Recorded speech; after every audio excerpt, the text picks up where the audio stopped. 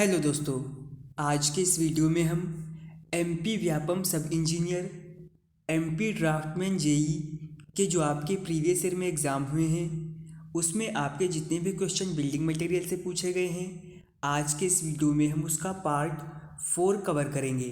तो प्लीज़ आप लोग वीडियो को पूरा देखिएगा। अगर आप हमारे चैनल पर नए हैं तो चैनल को सब्सक्राइब करिएगा। और आप एमपी व्यापम सब इंजीनियर के अब तक के जितने भी एग्ज़ाम हुए हैं उनके प्रीवियस ईयर के क्वेश्चन पेपर और आल सब्जेक्ट के हिंदी या इंग्लिश में हैंड नोट्स चाहते हैं तो आप हमें इस व्हाट्सएप नंबर पर कांटेक्ट कर सकते हैं।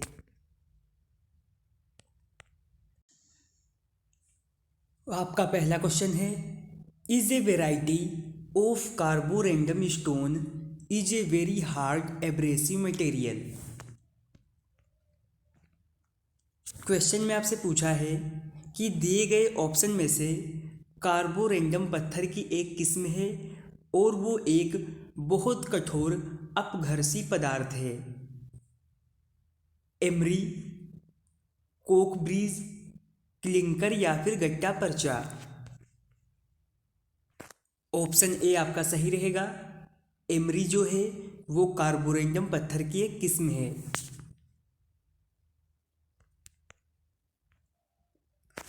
अगला क्वेश्चन है, granite and rhyolite are examples of which of the following. यानी ग्रेनाइट तथा रियोलाइट निम्न में से किसके एग्जाम्पल हैं। सेडिमेंट्री रॉक यानी अवसादी चट्टान के, स्ट्राटिफाइड रॉक स्तरित चट्टान के, इग्नियस रॉक आग्नेय चट्टान के, या फिर मेटामॉर्फिक रॉक कायांतरिणी चट्टान के। ऑप्शन सी आपका सही रहेगा, इग्नियस रॉक। अगला क्वेश्चन आपका ब्रिक्स से है। According to IS 1077 class 10 bricks are the bricks having. यानी IS 1077 के अनुसार श्रेणी 10 की ईंटों में निम्न गुण होने चाहिए। ऑप्शन ए आपको दे रखा है, थिकनेस मोर देन 10 सेंटीमीटर, जो उसकी मोटाई होगी वो 10 सेंटीमीटर से ज़्यादा होनी चाहिए। ऑप्शन बी है, tensile strength not less than 10 Newton centimetre square, ईंट की जो तनन सामर्थ्य होगी वो 10 न्यूटन सेंटीमीटर स्क्वायर से कम नहीं होनी चाहिए। ऑप्शन सी आपको दिया गया है, compressive strength not less than 10 Newton mm square, ईंट की जो संपीड़न सामर्थ्य होगी वो 10 न्यूटन mm स्क्वायर से कम नहीं होनी चाहिए। ऑप्शन डी है, लेंथ मोर देन 10 सेंटीमीटर, इसकी जो लंबाई होगी वो 10 सेंटीमीटर से अधिक नहीं होनी चाहिए।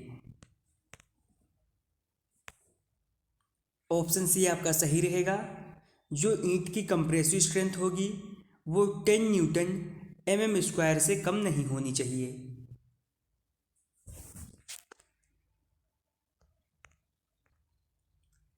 नेक्स्ट क्वेश्चन है, the stone type is metamorphic in nature and stratified in structure.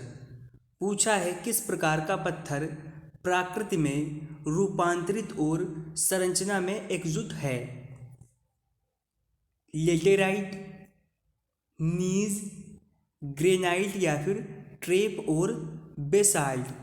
तो आपका जो नीज होता है इस प्रकार का पत्थर प्रकृति में रूपांतरित और संरचना में एकजुट होता है। ऑप्शन बी आपका सही रहेगा। नेक्स्ट क्वेश्चन है, the full brick which is laid with its length parallel to face the wall is called. यानी पूरी ईंट जिसे दीवार के पृष्ठ के समांतर इसकी पूरी लंबाई में रखा जाता है वो क्या कहलाती है। उसे कोर्स कहते हैं, स्ट्रेचर कहते हैं, हेडर कहते हैं या फिर फेसिंग कहते हैं। इसे कहते हैं स्ट्रेचर। ऑप्शन बी आपका सही रहेगा।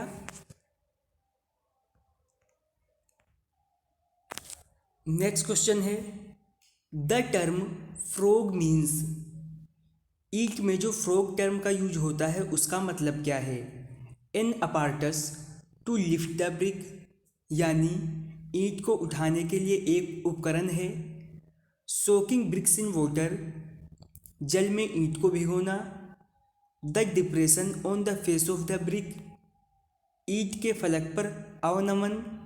या vertical joint in a brick work, brick work में एक वर्टिकल जॉइंट होता है। तो ईंट के संबंध में जो फ्रॉग टर्म का यूज होता है, ऑप्शन सी आपका सही रहेगा।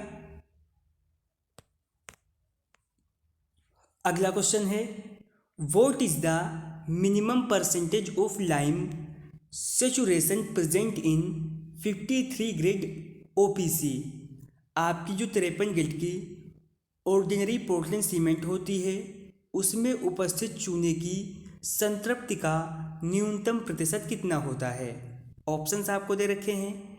1.20% होता है, 0.8% होता है, 0.66% होता है, या फिर 1.02% होता है। ऑप्शन बी आपका सही रहेगा, 0.8%। नेक्स्ट क्वेश्चन है, coloured cement white cement consist of percentage of pigment. रंगीन सीमेंट में कितने प्रतिशत पिगमेंट होता है? तो इसमें पिगमेंट होता है 6 से लेके 10%।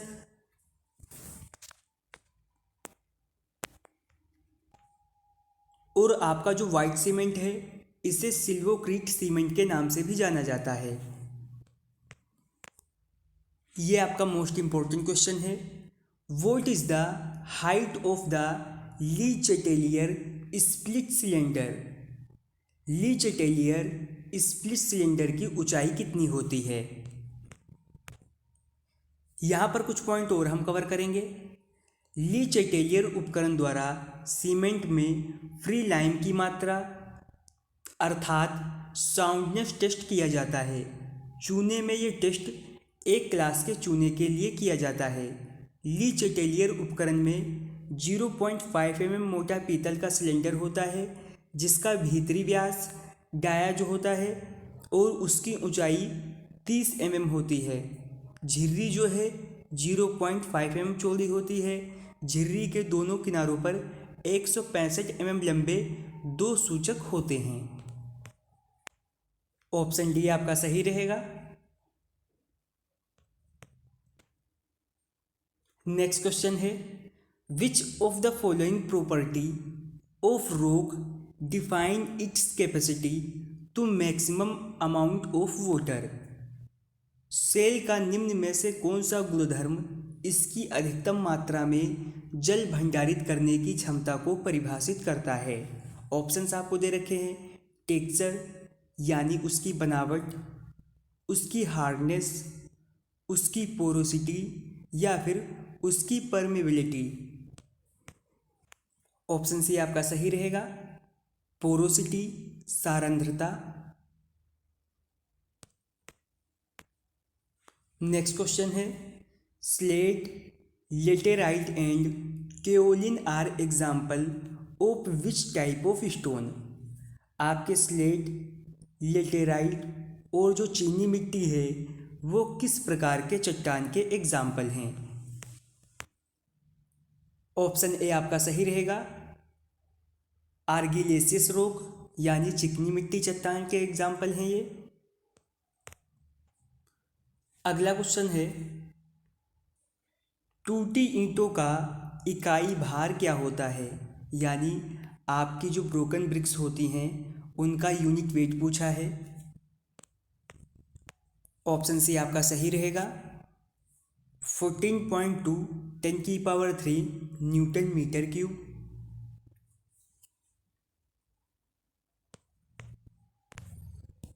नेक्स्ट क्वेश्चन है, for class first brick the water absorption should be. आपकी जो पहली क्लास की ईंट होती है उसके लिए पानी सोखने की क्षमता कितनी होनी चाहिए? इस क्वेश्चन का आंसर आप सभी लोग हमें कमेंट बॉक्स में ज़रूर दीजिएगा। नेक्स्ट क्वेश्चन है, which class of brick has the following quality? पूछा है किस क्लास की ईंट में निम्नलिखित गुणवत्ता होती है? आपको पहला पॉइंट दे रखा है soft and have light colour, उसमें कोमलता होती है और उसका रंग हल्का होता है।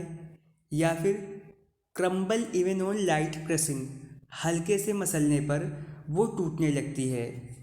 अब यहाँ पर आपको ऑप्शन दे रखे हैं, ये ब्रिक कौन सी होती हैं? ओवरबर्न ब्रिक यानी जो अधिक पकाई हुई ईंटें होती हैं, या आपकी सेकेंड क्लास की जो ब्रिक होती है, या फिर अंडरबर्न ब्रिक जो कम पकी हुई ईंटें होती हैं, या फिर आपकी first class brick. Option C आपका सही रहेगा, अंडरबर्न ब्रिक। ये सॉफ्ट एंड, इनमें लाइट कलर होता है और ये हल्के से मसलने पर भी टूटने लगती हैं। नेक्स्ट क्वेश्चन है, the crystallisation test is performed on stone to find out it. पत्थरों का किस चीज़ को ज्ञात करने के लिए क्रिस्टलाइन टेस्ट किया जाता है? उनकी ड्यूरेबिलिटी को जानने के लिए, वेदर रेजिस्टेंस को जानने के लिए, उनकी कठोरता को जानने के लिए, या फिर स्पेसिफिक ग्रेविटी को जानने के लिए। ऑप्शन ए आपका सही रहेगा।